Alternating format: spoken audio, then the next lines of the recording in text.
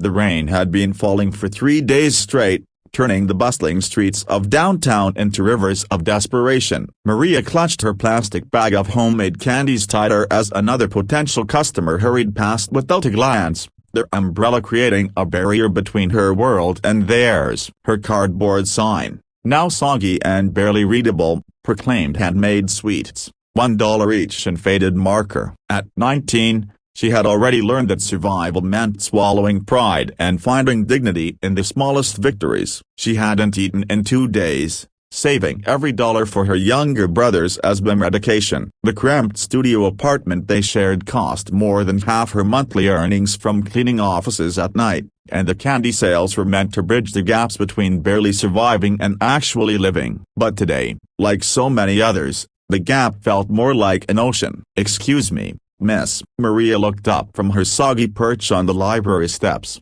expecting another person asking her to move along. Instead, she found herself staring into the warmest brown eyes she'd ever seen. The man was maybe 25, wearing a simple button-down shirt and jeans that had seen better days, but something about the way he smiled made her forget about the rain soaking through her thin jacket.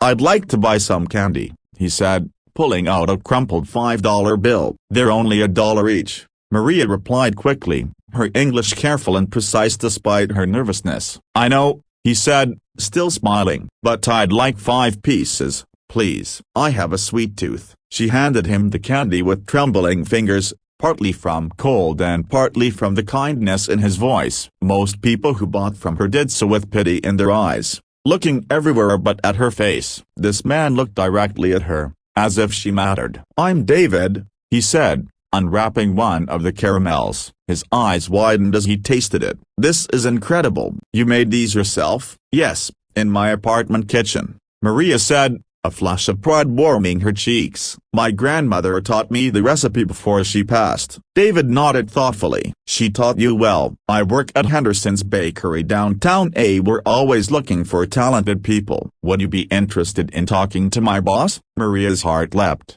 then crashed just as quickly. "I don't have experience in a real bakery. I only know how to make a few things." "Sometimes the best bakers are the ones who learn from love, not textbooks," David said gently. "What do you say I introduce you tomorrow?" That night, Maria could barely sleep. She spent hours preparing her best candies, her mind racing between hope and fear. What if this was just charity? What if she wasn't good enough? But David's words echoed in her mind. Learn from love, not textbooks. The next morning, she stood outside Henderson's Bakery at exactly 9 o'clock, her hands shaking as she clutched a small box of her grandmother's recipes, handwritten in Spanish with her own English translation scribbled in the margins.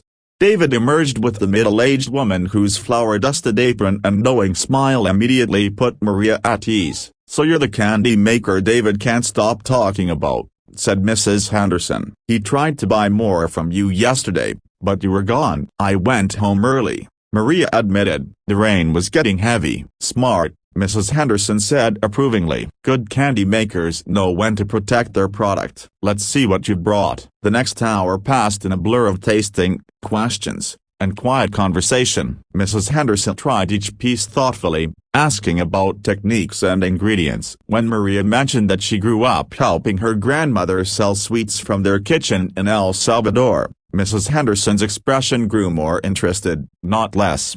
"David was right about you," she said finally. "But I'm not just offering you a job. I'm offering you a partnership." Maria's English faltered. "I don't understand." "My customers have been asking for more authentic Latin sweets for years," Mrs. Henderson explained. "I could teach you bread making and pastries, and you could teach me your grandmother's recipes. We could create something special together. But I don't have money for a partnership," Maria said, her cheeks burning with embarrassment. Mrs. Henderson laughed, a warm sound that filled the bakery. "Child, partnership isn't always about money. Sometimes it's about bringing something to the table that can't be bought." 6 months later, Maria stood behind the counter of Henderson's Bakery, now renamed Henderson Maria's, watching David explain the story behind her abuela's tres leches cake to a group of food bloggers. The bakery had transformed into something magical, with traditional American baked goods alongside authentic Salvadoran treats that drew customers from across the city. Her brother's education was covered by the health insurance from her new job, and they'd moved into a real apartment with a proper kitchen where she could experiment with new recipes. But more than the financial security, she had found something she never expected: a family. "Remember when I first saw you on those library steps?" David said during a quiet moment between customers. "You mean when I was soaking wet and probably looked like a mess?" Maria laughed. "You looked like exactly what you were," David said softly. "Someone with incredible strength, dignity, and talent who just needed someone to see it." "I was just trying to survive," Maria said. "Maybe," David replied, "but you were doing it with such grace that I couldn't help but see the queen you really were." As the late afternoon sun streamed through the bakery windows, casting golden light over the display cases filled with both their creations, Maria realized that sometimes the most beautiful transformations happen not when someone rescues us, but when someone simply sees us clearly enough to help us rescue ourselves. She had been selling candy to survive, but David had seen something more precious than gold: potential wrapped in perseverance, dreams disguised as determination, and a heart that refused to let hardship dim its light. In recognizing her worth when she could barely see it herself, he had given her the greatest gift of all, and the chance to become the person she was always meant to be. And as customers continued to stream in, drawn by the aroma of fresh bread and the promise of something authentically made with love, Maria knew that her grandmother would be proud. The recipes had survived, but more importantly, so had the love that made them special.